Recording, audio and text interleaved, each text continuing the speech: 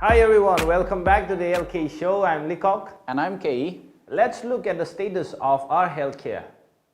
Our country is infested with numerous kinds of diseases and ailments. So much of initiation on health-related schemes, policies and insurance have been taken up by the government of India.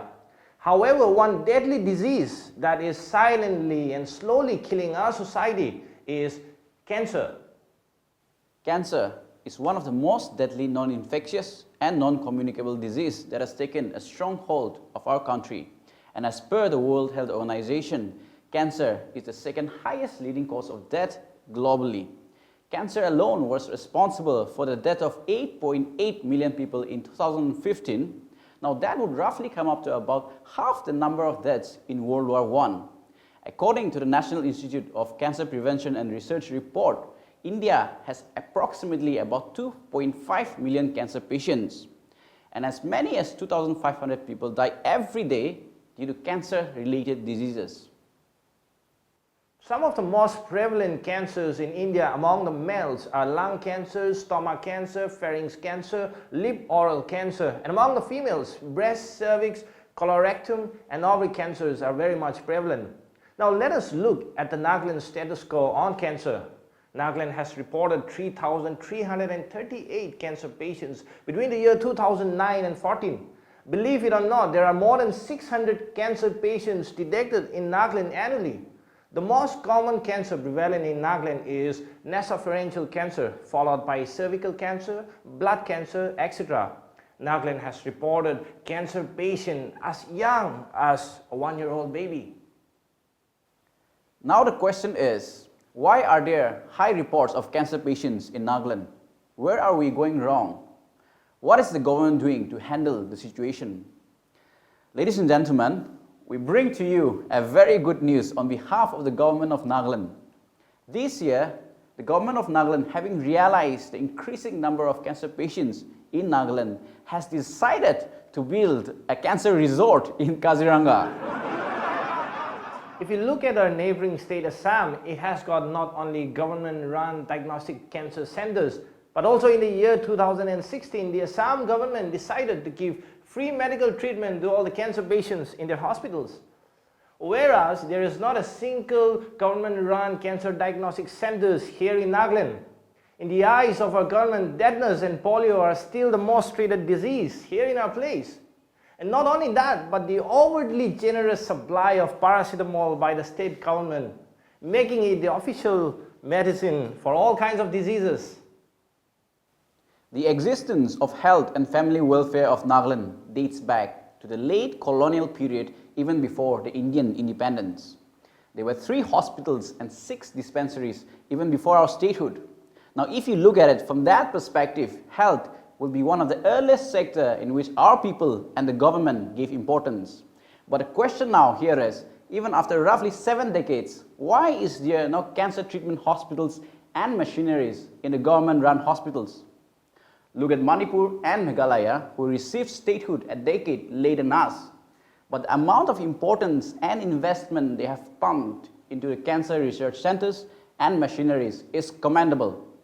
When will our lawmakers and health workers look beyond loose motions and headaches?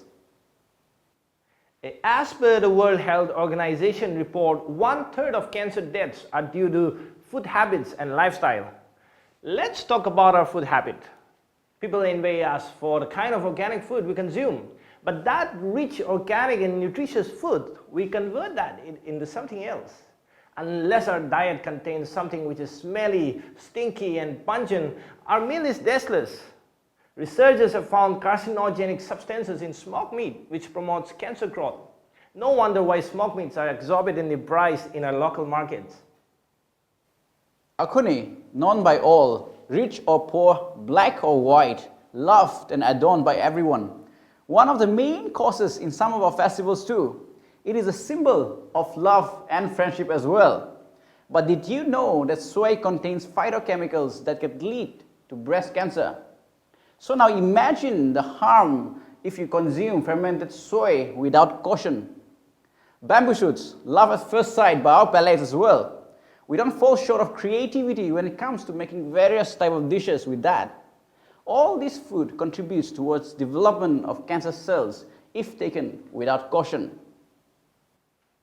Tobacco, another leading cause of cancer in Nagaland. Tobacco consumption has become so rampant and so common that it has become an essential household activity. Tobacco is shared between husband and wife, parents and children, teachers and students. Undoubtedly, Nagaland is the second highest consumer of tobacco in India.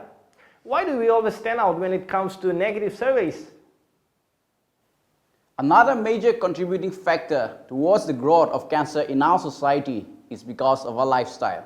Our laid-back attitude is one of the main reasons why the mortality rate of cancer is so high in our society.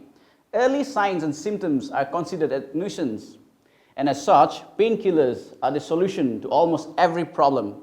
Hospitals are considered as the last resort, a place to go and die, which is why in Nagaland, most cancer diagnosed are either at stage 3 or 4. For your information, cancer in itself is not a death certificate. If detected early, there are 70 to 80% chances of recovery. The earlier it is detected, the better it is for cure. Another very disturbing practice hampering in seeking early medical treatment for cancer detection is our inclination towards wrong faith and wrong beliefs in our religion. For those believers, prayer is a shield and weapon, absolutely no doubt about that. But subjecting a sick man to fasting without medication is outrightly wrong and unethical. Miracles can happen if it is God's will, but what if God's intended healing was through some medications? Aren't medical doctors and medical care a gift from God to heal the sick and attend the patients? There are cases in Nagaland where cancer patients have died in prayer centers. This very dangerous and primitive practice must stop, and it is our duty to educate the people. Faith along with proper medical care will be of great help in fighting cancer, or for that matter, any other diseases. Now, having discussed about cancer, let's take a look into our mental health care. India is one of the first countries in the world to develop mechanism for addressing mental health. The National Mental Health Program was established in the year 1982. However, in reality, mental health has been underrated and undervalued by our society as well as by modern medicine. As per the National Institute of Mental Health and Neurosciences, at least 13.7% of India's general population is suffering from some sort of mental illness. Mental health per se is by and large a very vast issue to talk about, and if we were to discuss the whole day and night will not be enough. So here we want to bring up the issue called depression. So what is depression? A depressive disorder with persistent feeling of subdued and melancholic feelings preceding cerebral neurasthenia is what depression is, if Shashi Tharoor were to explain. Understood? In layman's term, it is a feeling of sadness and worthlessness consistently leading to mental breakdown. 2017 World Health Day was observed with the theme Depression, Let's Talk. According to the World Health Organization, there are more than 300 million people living today with depression.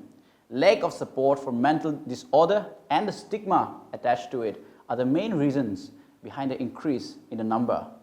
Depression can happen to anyone. It neither sees any age group nor any gender. At its worst form, depression can lead to suicides. There are more than 7,88,000 suicide cases worldwide every year. Now that would correspond to one death in every 45 seconds.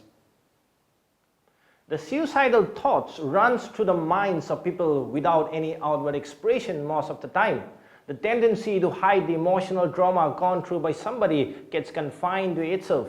Now picture Sikkim, a beautiful snow-capped state in the hills of Himalayas, which is also the third richest state in India in terms of per capita income, ranked 7 in terms of literacy rate in India. Such a commendable state, right? But did you know that Sikkim's suicidal rate stands at 38 per 1 lakh people? That is 3 times higher than the world's suicidal average rate. In India, more than 58 million people are suffering from depression. According to the Global Burden of Disease study, depression became the 10th biggest cause of early deaths in India. According to the National Crime Bureau data 2015, one student commits suicide every 1 hour in India. Now let's look at the status of Nagaland. Are we free from this silent disease since it's not openly talked about in various public spaces and institutions? Or are we too scared to talk about it openly due to the various social, cultural, and community stigma attached to it? The suicide rate of Nagaland is reported at 1.7%. However, the figure is far from the truth. The fact that you get to hear people giving up on their lives every now and then, yet not talk about, addressed, and kept secret, makes it even more difficult to tackle this issue. Due to various social stigma attached to suicide, most cases go unreported and even unregistered. Under the umbrella of National Mental Health Program, 2 district medical mental health centers are set up in Nagaland. One in Dimapur and the other in Mokokchung, of course, not forgetting the mental hospitals. We have it in our capital, Kohima. The Dimapur Center alone caters to 20 to 30 patients in a week. The profile of patient is varied and includes people from all walks of life. The government is doing their bit, but much can be done to address the whole issue on mental health. Most youths today suffers from one form of depression or another. Our society and family is to blame for that. According to the WHO, India has the highest suicidal rates among youths between the age group of 15 and 29 years. The rates of unemployment is skyrocketing, while the pressure at home is mounting day by day. Unable to cope up with a fast-paced world, relationship problems, business-related burdens, etc. are some of the leading causes of depression, ultimately leading to suicides. In our male-dominant society, gender plays another big role when it comes to mental health. Females, especially young girls, are more at risk, mainly due to sexual abuse, personal relationship, and social disparity. The wrong belief that women should not speak out and silently bear the brunt of every burden is another hindrance causing our Naga society. Ironic but not surprising, it is learned that most sensitive to mental health related issues are literate and educated people. The cloud of self-importance and pride stops us from sharing or seeking help, leave alone from professionals, but even from our close ones. Misunderstanding and misinterpretation of religion is another major hindrance in tackling mental illness. Prayer is a must, but subjecting a mentally ill patient to prayer centers without proper consultation and guidance is outrightly wrong. No matter how high-end branded clothes you wear or gadgets you use, an American or English accent you speak with, yet you still believe that mentally ill persons are possessed by some demonic forces. We must realize that with spiritual guidance, there must be proper consultation with medication if we are to tackle this deadly and silent disease. The harsh truth, yet funny, is that we tend to believe in everything and anything. We are led by our stupidity most of the time than our reasonings. The fact that you still believe that sonic booms are farts of demons is a wonder. The misconception among the Nagas that mental health care are for mad people is a very wrong attitude, and this has further widened up the gap in seeking professional help. So if you know anyone who is depressed and down, take your time and listen to them and let them know that there is nothing wrong or abnormal in consulting an expert. And if you are watching this and feel that you need an expert, go ahead. Only the strong knows their needs. This is the LK Show signing out. I'm Likok. And I'm Kay. We'll see you in our next episode.